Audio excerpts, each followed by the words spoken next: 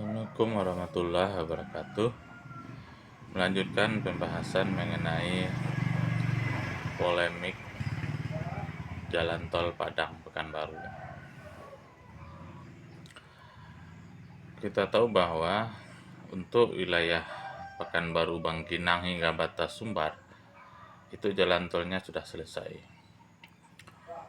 Yang jadi persoalan adalah jalan tol ini belum tersambung ke Kota Padang. Nah, Kota Padang sebagai ibu kota dari Provinsi Sumatera Barat, pusat pendidikan, kesehatan, perdagangan, dan lain sebagainya untuk Provinsi Sumatera Barat, itu posisi kotanya berada di pantai barat Sumatera. Nah, kita tahu bahwa Pekanbaru Riau itu kan provinsi yang berada di sisi timur ya, pesisir Sumatera.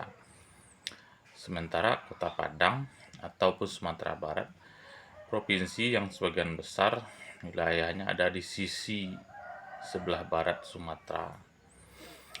Nah, secara topografi, sebagaimana kita ketahui bersama bahwa Pulau Sumatera ini kan pulau yang terbentuk dari gugusan pegunungan Bukit Barisan, membentang dari Aceh sampai ke Lampung gitu. Nah, sisi barat Sumatera atau pantai barat Sumatera adalah wilayah pegunungan itu. Jadi pegunungan Bukit Barisan ini kan berada di sisi bagian barat Pulau Sumatera. Nah, sementara sisi bagian timur itu adalah wilayah endapan ya, aluvial dari sungai-sungai besar yang hulunya semuanya berada di pegunungan Bukit Barisan, ngalir ke timur. Nah, sungai-sungai besar ini seperti Musi, Batanghari, Siak, Kampar, dan lain sebagainya, itulah yang menjadi daerah endapan dari provinsi-provinsi seperti Jambi, Sumatera Selatan, Riau, serta sebagian Sumatera Utara dan Aceh. Nah, dengan topografi yang sedemikian, maka wilayah timur tentu menjadi wilayah yang secara ekonomi lebih diminati oleh investor daripada wilayah barat. Bukan berarti wilayah barat itu tidak diminati ya, karena masing-masing wilayah itu kan punya potensi ya, punya daya tarik tersendiri gitu. Barat Sumatera yang merupakan jajaran pegunungan Bukit Barisan serta memiliki pantai yang sangat indah di sisi bagian baratnya tentu menarik bagi investor pariwisata.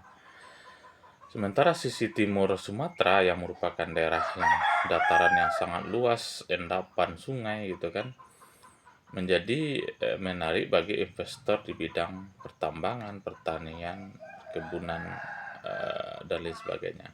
Hanya saja kelebihan dari wilayah timur dibandingkan barat adalah wilayah timur itu berada di sisi Selat Malaka itu. Kita tahu bahwa Selat Malaka ini kan jalur yang paling sibuk sedunia ya secara ekonomi dan bisnis itu. Ada Singapura di sana, ada Malaysia di sana itu. Dan setiap hari dilalui oleh ribuan kapal-kapal. Dan Selat Malaka itu lautnya relatif tenang ya, dibandingkan dengan wilayah barat Sumatera yang langsung berhadapan dengan Samudra Hindia. Nah, itu tantangan yang kita lihat secara lahir ya gitu, secara ekonomi dan bisnis serta perdagangan begitu. Namun ada satu lagi ya yang kita perlu ketahui bersama bahwa untuk wilayah Sumatera bagian barat yang dilalui oleh gugusan Bukit Barisan itu ada namanya sesar ya, atau patahan gitu. Patahan Sumatera atau sesar Sumatera ya. Ada nyebutnya sesar Semangko itu. Apa itu sesar?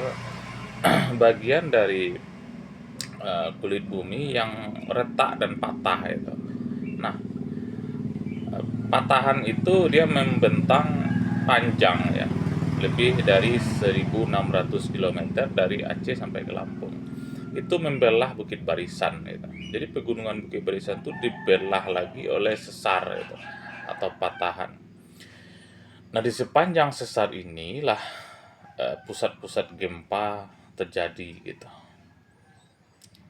Nah, Sumatera Barat tidak terkecuali adalah provinsi yang dibelah oleh sesar Sumatera ini atau sesar Semangko ini.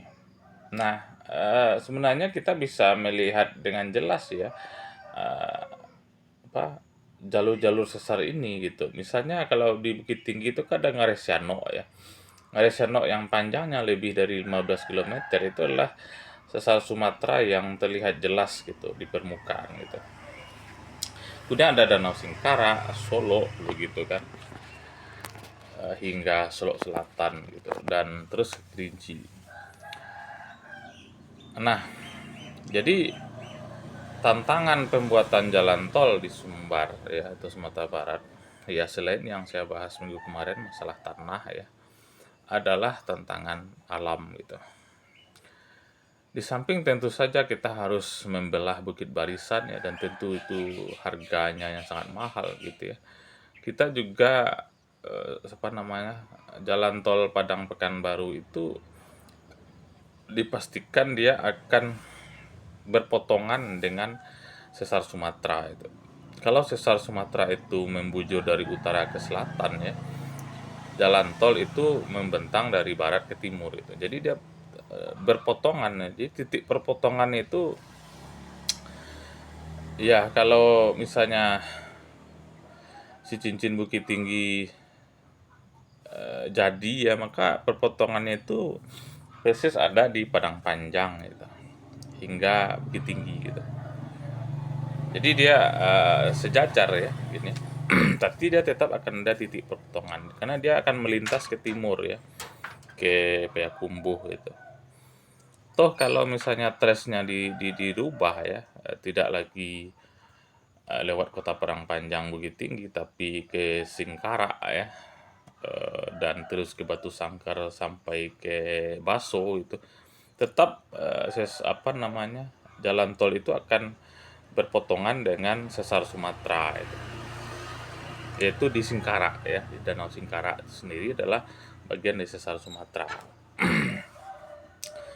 Jadi tantangan alamnya sangat luar biasa sekali gitu. Artinya apa? Membangun jalan tol di Sumbar ya secara alam, kondisi alam tentu lebih mahal dibandingkan dengan di timur gitu. Itu pasti gitu. Ya, makanya memang Sumbar ini provinsi yang tantangannya berat ya, berat dan besar gitu. Alam, kondisi alam yang sedemikian rupa seperti yang saya jelaskan tadi dan juga tentu saja sosial kemasyarakatannya begitu.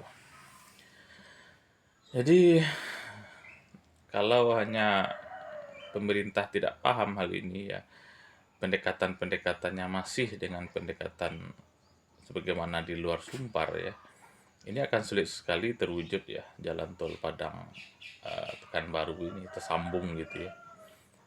Konektivitas Padang dan Pekanbaru itu tersambung 100% dengan tol itu akan lama terwujudnya gitu. Kalau toh bisa dipaksakan juga ya butuh waktu mungkin puluhan tahun begitu ya. Tapi kalau pemerintah menghendaki percepatan pembangunan maka pertimbangan-pertimbangan tadi ya dan juga seperti yang video saya sebelumnya itu bisa diperhatikan gitu. Jadi berat ya menjadi pemimpin di Sumbar tapi ini tantangan gitu. Jangan jadikan ini sebagai hambatan gitu ya.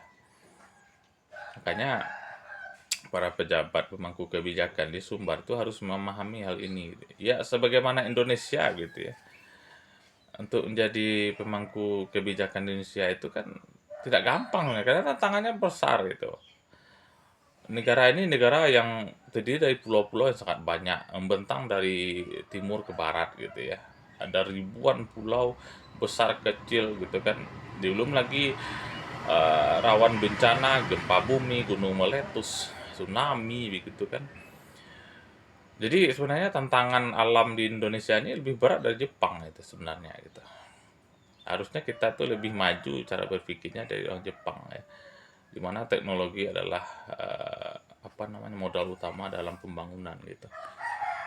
Jadi kalau Jepang sudah terbiasa dengan gedung yang ramah gempa ya, sudah puluhan tahun beradaptasi dengan gempa, ya harusnya Indonesia juga lebih siap lagi gitu ya. Tapi ya sudahlah. Kalau dibahas ini panjang ya masalah apa birokrasi kita ini. Yang jelas untuk Sumbar itu tantangannya ya, alam di mana ada potensi gempa, dan mau tidak mau tol Padang Pekanbaru itu pasti berpotongan dengan sesar Sumatera, dan tentu konstruksinya juga harus kuat ya, harus tahan gempa dan sebagainya. Nah, ya sebenarnya bukan Padang saja ya. Untuk Sumatera ya, konektivitas untuk timur saya yakin sebentar lagi wilayah timur itu akan tersambung dengan jalan tol dari Lampung, Palembang, Jambi, Pekanbaru hingga Medan dan Aceh itu, Banda Aceh. Kenapa? Karena daerahnya daerah yang nyaris tantangan alamnya nyaris tidak ada ya, paling rawa-rawa saja, dataran-dataran apa perkebunan ya. Ya paling sungai saja ya. Sungai kan dibikin saja jembatan. Tapi kalau untuk Sumbar yang dilalui itu bukan hanya sungai ya, tapi juga tebing, gunung, sesar Sumatera dan lain sebagainya, jurang yang dalam gitu ya. Ini berat ya. Untuk Bengkulu kita sama juga ya, kalau kita lihat Bengkulu itu Bengkulu Palembang ya, itu kondisinya nyaris sama dengan Padang kan baru gitu. Berat juga tantangannya. Ya sama seperti kalau di Sumatera Utara itu Sibolga ya. Sibolga itu dengan Medan itu kalau dibikin jalan tol misalnya itu juga melewati sesar Sumatera dan Danau Toba gitu ya. Oke, kita lihat saja ke depan seperti apa. Yang jelas tidak ada orang yang tidak mendukung sebuah kemajuannya, hanya saja caranya yang berbeda-beda. Baik, demikian saja, mudah-mudahan bermanfaat. Assalamualaikum warahmatullahi wabarakatuh.